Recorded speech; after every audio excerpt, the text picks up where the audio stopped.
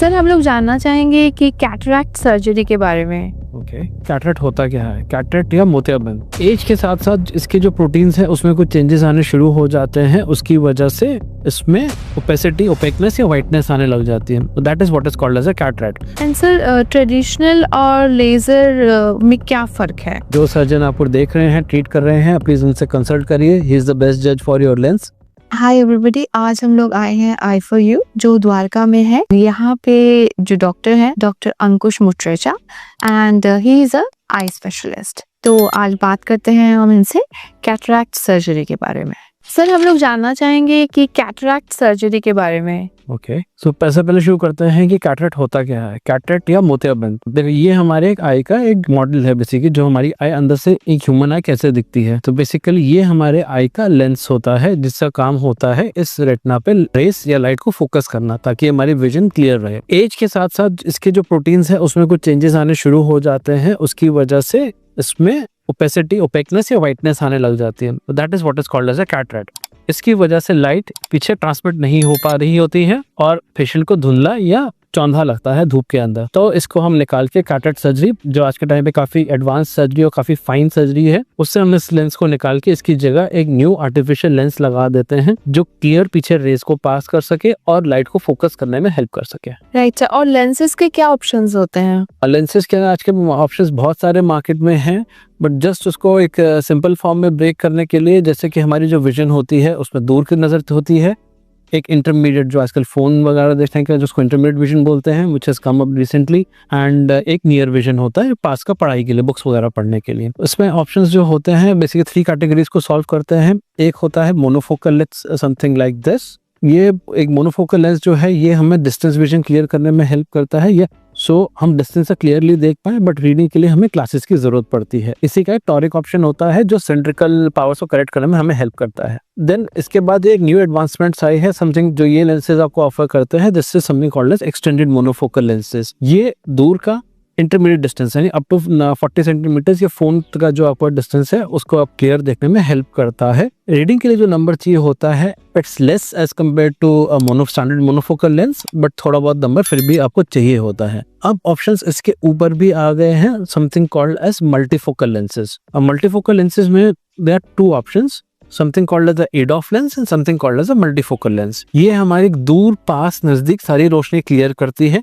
इस वाले में दूर पास जो ADOF लेंस होता है इसमें दूर पास नजदीक का क्लियर हो जाता है, रीडिंग के लिए थोड़ा सा नंबर रह जाता है, बट इसमें रिंग्स नहीं होती है। तो जो इनका एक्टिव लाइफस्टाइल है, जिनको ड्राइविंग वगैरह करनी होती है, वो उनके लिए ADOF बेटर ऑप्शन है। दूसरा ऑप्शन होता है ट्राइफोकल लेंस। ये ऑलमोस्ट 95 to 97% तक स्पेस के रिक्वायरमेंट खत्म कर देता है, बट इसमें रिंग्स होते हैं। सम पीपल वो रिंग्स को टॉलरेट नहीं कर पाते, बट जैसे जो लेडीज हैं जो घर में रहती हैं जिनका बहुत एक्टिव लाइफस्टाइल नहीं है, उनके लिए this is a good option, ताकि वो स्पेक्टिकल फ्री अपनी लाइफ जी सके। एंड सर ट्रेडिशनल और लेजर में क्या फर्क है? ट्रेडिशनल फेको जो आप कह रहे हैं वो, उसमें एक छोटे से फेको नीडल से हम एक छोटे से कट से अंदर जाके इस कैटरेट को हम छोटे छोटे पीसेस से ब्रेक करते हैं और उसको हम सक कर लेते हैं। That is a standard phacoemulsification procedure। इससे पहले की टेक्निक्स भी होती है, समथिंग कॉल्ड एज ECC और SICS, पर उन टेक्निक्स पे कट का साइज बहुत बड़ा होता है और वो सूचेस लगाने पड़ते हैं, स्पेशली ECC। सो उसमें that is lost its Vogue, but हाँ किसी किसी केसेस में अभी भी जहाँ फेको करना प्रेफर नहीं करते या जहाँ फेको रिस्की लगता है उसमें हम SICS से ECC परफॉर्म करते हैं। Otherwise standard procedure which is performed is called as phacoemulsification और MICS, micro incision cataract surgery. जो लेटेस्ट एडवांस है लेजर कैटरेट सर्जरी और femto laser assisted cataract surgery, वो हमारे कुछ महीन स्टेप्स में इसके कॉर्निया पे कट्स बनाने के लिए या इसके जो ऊपर के कैप्सूल है उसको हटाने के लिए उसमें एक लेजर के माध्यम से वो कट्स दे देता है, which helps us and even in breaking this nucleus, so that it helps assist us in some of the trickier steps of phacoemulsification and makes it easier for us। FLSCS एक advancement है नॉवरोटिन phaco के ऊपर। In few conditions, जैसे specially बहुत hard cataract है या सबलक्सेटेड lens है, उन केसेस के अंदर FLSCS का एडवांटेज है, बट फॉर रूटीन केस अभी तक जितनी स्टडीज हैं वो यही कहती हैं रूटीन MICS और FLSCS या fronto laser assisted cataract surgery के अंदर कोई खास अंतर नहीं देखा गया, be it dryness, be it post of visual recovery, be it post of vision और be it any other parameter. So for routine case, both are equal. Palacios is not offering any bigger advantage as compared to a routine MICS. हाँ, कुछ cases में yes FLACS advantages होता है. And sir इसका recovery time क्या है? Recovery time, आजकल surgery इतनी एडवांस हो गई है कि आजकल हम इंजेक्शन भी नहीं लगाते हैं, ड्रॉप्स के अंडर ही कर देते हैं. अच्छा. आप कुछ केसेस का सेंटर्स के अंदर हम इसके अंदर सीधा गजा पट्टी किए हुए बट डार्क ग्लासेस लगा के पेशेंट को ऑन टेबल से उठा के वापस भेज सकते हैं. इंजेक्शन नहीं लगता है तो नेक्स्ट डे से पेशेंट को अच्छा दिखने लग जाता है यूजुअली, एंड वो अपना रूटीन लाइफ में जा सकता है. हाँ, प्रिकॉशंस कुछ जरूर उनको अपने फॉलो करने होते हैं क्योंकि एक आई के अंदर एक वूम बना है, आई के अंदर एंट्री हुई है. अभी तक कोई भी ऐसी सर्जरी नहीं है जो आई के अंदर एंट्री किए बिना कैटरेक्ट को निकाल सके. इवन FLACS में भी आंख के अंदर एंटर करना होता है. तो ये बहुत बड़ी मिथ है कि लेजर से आप कट नहीं लगाते हैं. यस, इसके we don't use a blade, we use a femto laser to do the work of the blade, but still we are giving a cut with the laser which हम MICS में routine blade से देते हैं. इतना ही फर्क है. But yes, cut लगेगा, आई के अंदर हमें जाना पड़ेगा जिसके अंदर से हमें कैटरेक्ट निकालना पड़ेगा और कोई रास्ता नहीं होता.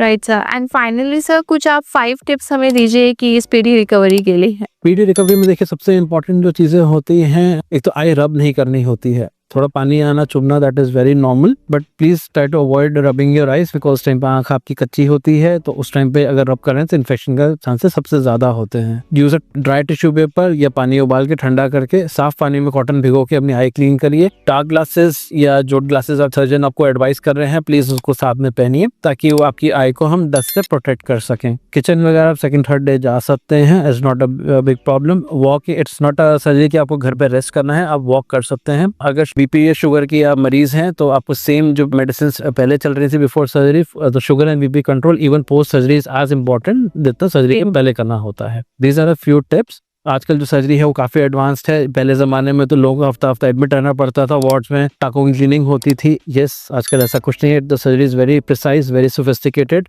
फास्ट रिकवरी है. मतलब पहले कैटरेक्ट सर्जरी जो होती थी it was a vision giving surgery. Now it has become a sort of a refractive surgery कि पीपल वांट विजन नहीं चाहिए, हमें चश्मा भी उतारना है. सो हमारे पास ऐसे ऑप्शंस हैं. Yes, we can do that. जो सर्जन आपको देख रहे हैं, ट्रीट कर रहे हैं, प्लीज उनसे कंसल्ट करिए. ही इज द बेस्ट जज for your lens. It's not necessary कि एक लेंस जो आपके पड़ोसी को फिट हो रहा है वही सेम लेंस आपको फिट हो. इनफैक्ट आपकी दोनों आईज में भी मे बी हो सकता है अलग अलग लेंसेज की आपको चॉइस दी जाए, but that is the call of your surgeon. So please discuss with. Okay. Thank you, sir. Thank you for the information.